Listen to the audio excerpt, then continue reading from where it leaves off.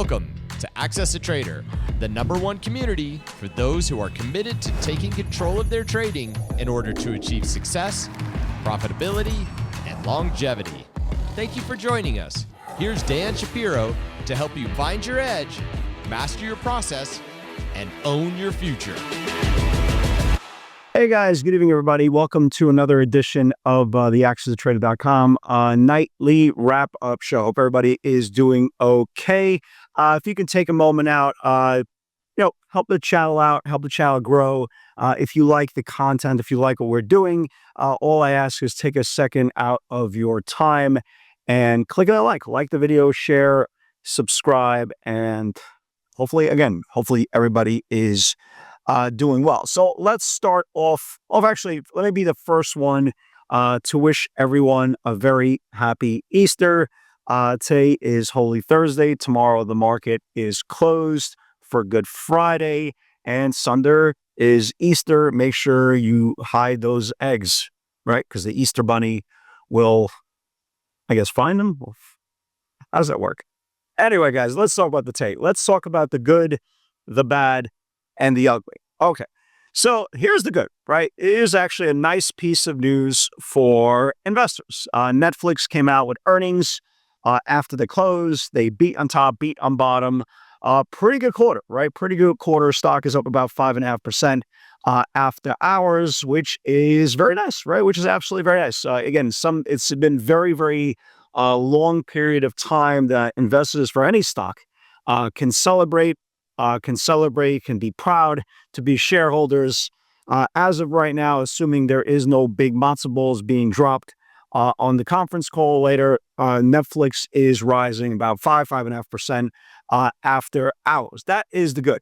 Here is the bad, right? The bad is the semiconductor. Semiconductors continue not to be good, right? After yesterday getting pounded of taking a huge charge from China, right? From the China developments, NVIDIA again continued to get hit today, and not only NVIDIA, all the other semiconductors as well.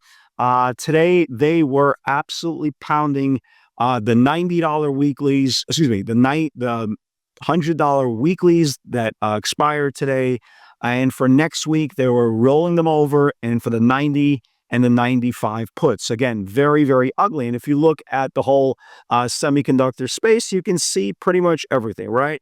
You got AMD still very weak. We're still going to be watching this bottom channel going into next week. You look, for example, Meta, and again, it's nothing to do with semiconductors, but you can see the majority of stocks. Again, this is the ugly part. We know we can't rally, right? We just cannot rally. We can't form any type of fight. And if you look at the Qs, we put in an actual inside day from yesterday's selling, right? That we have from yesterday's selling, and now these are your levels going into next week.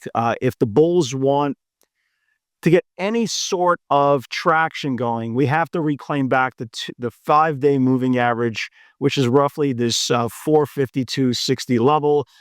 If the bears want to step on the throats of the bulls, we need to get below 437.76. So those are your levels going into next week. Again, 452.62 upside, 437.76 downside. And you can make an argument for both case that that last Wednesday rally is holding.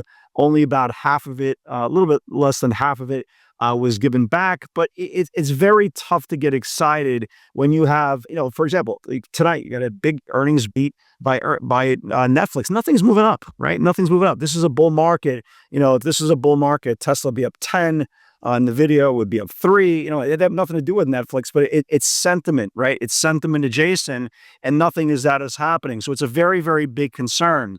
Also, the ugly. I mean, the good, bad, and the really ugly is United Health. Man, talk about a stock that has a lot of story behind it, right? A lot of baggage, man. They cut their guidance. Stock is down 20%. If you look at the scoreboard today, it was the dominant reason why the Dow, went down about 500 points today. So again, you just have a lot of sour notes everywhere. In between, you have Trump calling for resignation of Powell, criticizing Powell all day, looking in his mind, looking for replacements for Powell all day.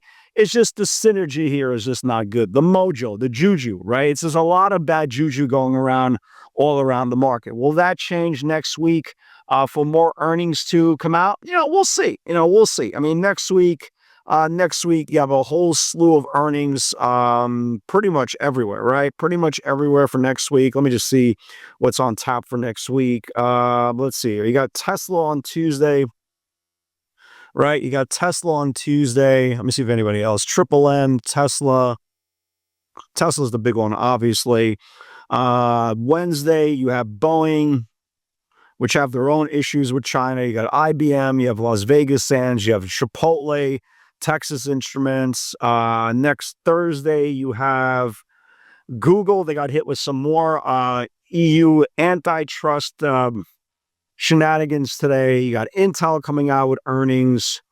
That's about it for next week. So we're going to see, right? We're going to see if the tone kind of changes next week. But the one thing I found very, very successful towards the end of the week, like today, for example, I find to combat the volatility in this market, right? Today wasn't that bad, right? I think today wasn't that bad. We didn't have any really aggressive headlines. I think the best thing, and we saw this today in the webinar, the best thing we could do is continue to short stocks into supply, right? That's how you kind of combat the volatility, because stocks are in declining channels anyway. So, you have a situation like, for example, like Tesla today, right? Like Tesla, ironically, my first trade of the day, I shorted the 60-minute channel, and it's, went down like 50, 60 cents and spiked in my face right away. So I lost $1. However, here was the flip side. And then we shorted it into 60-minute supply, and my lowest cover today was 6 and change. So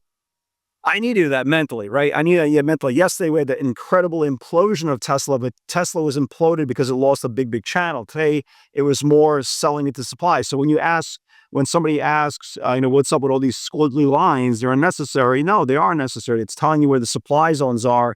And this was pretty much an all-day fade today. Obviously, I'm going to watch this thing for next week. But again, I don't see a major move Monday or Tuesday ahead of their numbers. But again, it's not great here. So here's my final two, right? And I'm going to let you guys go a little bit early, right?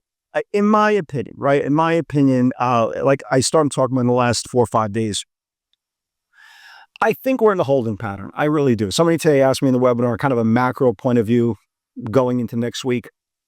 I think we're in a holding pattern. Okay. Like I said in the beginning of last week, I do believe we set a little bit of a floor, not a bottom, but a floor, to kind of figure out how much negotiations are going to be involved for the next 90 days. Not 90 days now. It's probably like more like 75 or 80 days left. But the longer we can't rally, right? The longer we can't rally, it's not a really good sign. According to Trump, everybody wants to make a deal, right? This one wants to make a deal. That one makes a deal. So far, we haven't made any deals, right? We haven't made any deals. They had some pretty good dialogue with Japan, right? It's a very big trade partner of ours. But the problem is, I think everybody knows this, okay? The problem is it's China. They're not budging, okay? They're not budging. That's the big domino.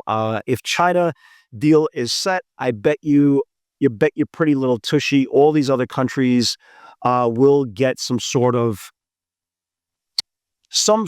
reality of what's happening and kind of start negotiating a little more aggressively to cut down their tax. And I think it's a two-way street as well. So the big domino is China. They are not threatened by us. They're not intimidated by us. And this is a prolonged thing. Where things are going to go a little bit more dicey is when we go for that last 2 weeks into that next 90-day potential of sanctions, right? That's when you're going to start seeing the volatility again. But the hopes are, if you are a bull, right? The hopes are that you get it done, you get a deal done, right? Every time, every single day, I'm sure investors are waking up. I go, I hope this is the day that China finally starts the deal, right? I hope this is the day that they strike a deal. And that so far, that's not happening.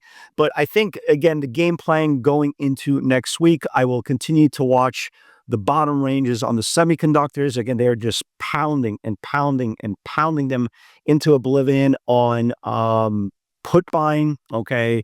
Obviously, any rallies at the open, we want to fade them into either 60 minutes supply or their daily supply. And the one common denominator, and it kind of hit me today at lunch, and I should have kind of realized this. The one common denominator, the one day that we did see massive option flow on the call side was last Wednesday, right? It was last Wednesday into Trump's, I guess, 2 o'clock announcement of the 90-day pause, right? We haven't seen a single day of call buying.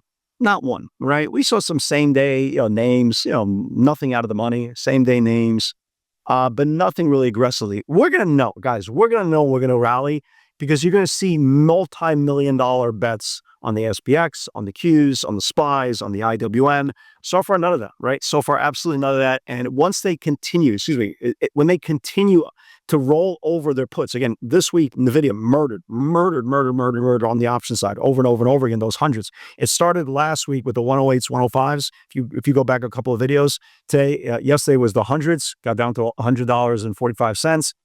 And today they were pounding the hundreds when it gapped up to 105, and now they rolled them over to 95 to 90. So again, my job as a trader is trade within your strategy, trade within your process, and sometimes you have to kind of adapt to the market conditions, and the market conditions have been very, very aggressive.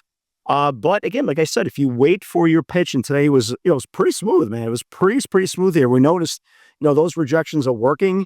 They are very, very specific areas on the 60-minute supply, and your risk is controlled, right? Your risk is controlled. Unless some crazy news announcement comes out that nothing's going to save you, but your risk is at least controlled on face value, and that's the most important thing. So going into next week, that is my job. I will continue to sell into supply, and only when if a stock loses the bottom of the range and it pounding with puts, that's when I'll start shorting aggressively the natural pivot to the downside instead of taking strength into rejection. So I kind of wanted to get this video out of the way. It is Thursday. It's usually my night off, but we have a 3-day weekend. I want to clear my head. Good job today, guys. I want to clear my head, have the time for myself, spend some time with my family. So from my family to yours, happy Easter. God bless. And when everything goes well, I will see you all on Monday. Take care.